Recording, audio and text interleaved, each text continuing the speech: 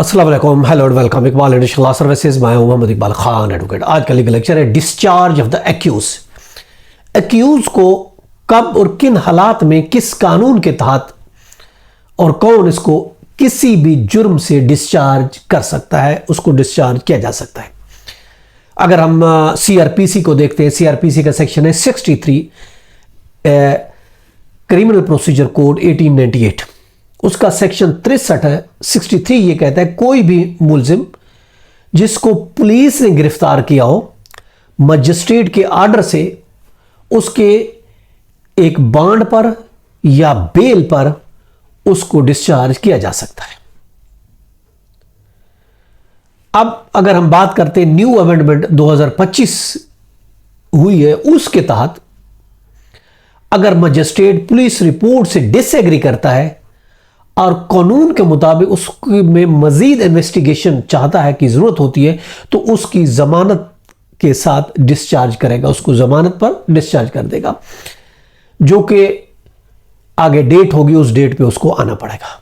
ये new amendment है 2025 की, उसके तहत अगर मजिस्ट्रेट किसी को डिस्चार्ज करता है तो।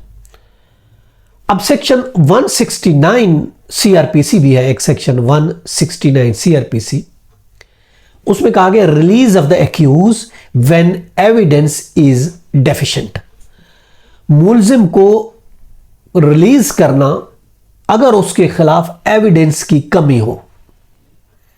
जब पुलिस इन्वेस्टिगेशन करती है तो अगर उसके खिलाफ कोई एविडेंस सफिशिएंट नहीं होती तो वो उस मजिस्ट्रेट के पास भेजेगी, तो उसको बॉन्ड पर रिलीज कर दिया जाएगा।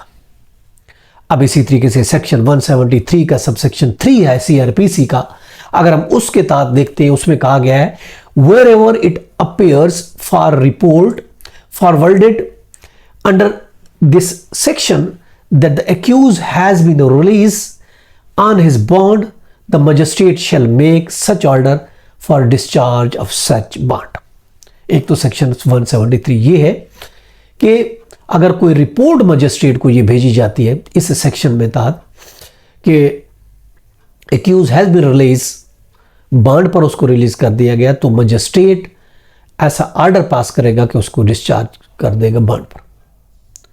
अब इसी तरीके से हम बात करते हैं रूल 24 का 7 है, पुलिस रूल्स 1934 है, उसके तहत अगर हम देखते हैं जब 154 के तहत कोई रिपोर्ट मौसूल होती है तो इन्वेस्टिगेशन की रिपोर्ट से यह पता चलता है कि इसके खिलाफ मॉलिशियस या फॉल्स किस्म की ये रिपोर्ट थी और किसी सिविल कोर्ट में ये मैटर नॉन कॉग्निजेंस है, तो फिर ऐसी रिपोर्ट को एसपी के पास भेजा जाता है for the order of the cancellation, और उसके बाद उस पर मजिस्ट्रेट उसको कैंसिलेशन का ऑर्डर कर सकता है, एफआईआर को कैंसिल कर सकता है। यानी हमने अभी रूलिंग्स भी डिस्कस करते हैं, हमने देखा एक सेक्शन 63 के तहत एक्यूज को डिस्चार्ज किया जा सकता है, दूसरा है सेक्शन 169 सीआरपीसी के तहत, तीसरा है 173 का सबसेक्शन 3 है, और चौथा है रूल 24 का 7 है, पुलिस रूल्स 1934। तो इन तरीकों से एक यूज को रिलीज किया जा सकता है या डिस्चार्ज किया जा सकता है, उसके खिलाफ सफिशिएंट एविडेंस अगर नहीं होती तो।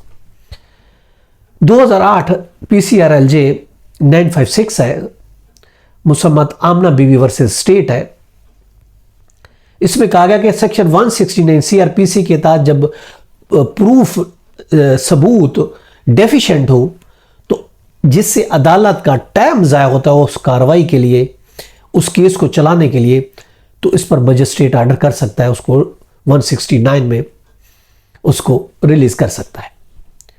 इसी तरीके से 2007 पीएलडी 65 है लाहौर, 2007 पीएलडी 65 लाहौर है, जो कि अब्दुल वाहिद वर्सेस स्टेट है।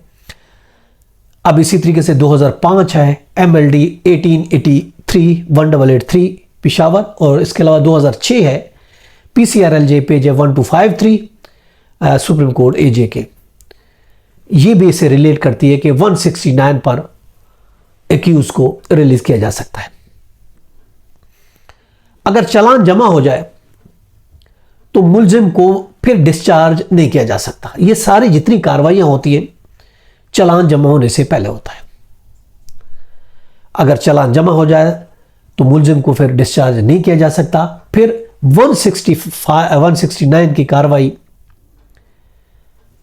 अगर हम बात करते हैं, जैसा कि रूल है 2000 PCRLJ पेज 25 पेशावर, इसके अलावा 2010 PCRLJ पेज 946 और इसके अलावा 199 है 1999 है, PCRLJ पेज 469 पेशावर है। उसमें यह करार दिया गया है कि इन्वेस्टिगेशन मुकम्मल होने के बाद सेक्शन 63 में एक्यूज को डिस्चार्ज किया जा सकता है। जैसा कि 2006 SCMR पेज 1920, उसमें यह कहा गया है सेक्शन 63 के तहत जो डिस्चार्ज करना है वो मजिस्ट्रेट की डिस्क्रिशन है। मजिस्ट्रेट की डिस्क्रिशन है, अगर वो चाहे तो 63 में एक्यूज को डिस्चार्ज कर सकता है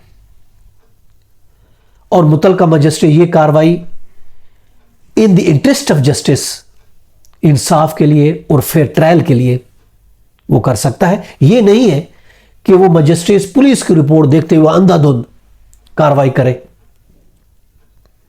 अगर इस तरह होगा तो फिर हाई कोर्ट उसको खत्म भी कर सकता है। तो आज हमने देखा कि किस तरीके से एक्यूज को डिस्चार्ज किया जा सकता है। यह था हमारा आज का लेक्चर। इसके साथ इजाजत, कल फिर मिलते हैं। अल्लाह हाफिज।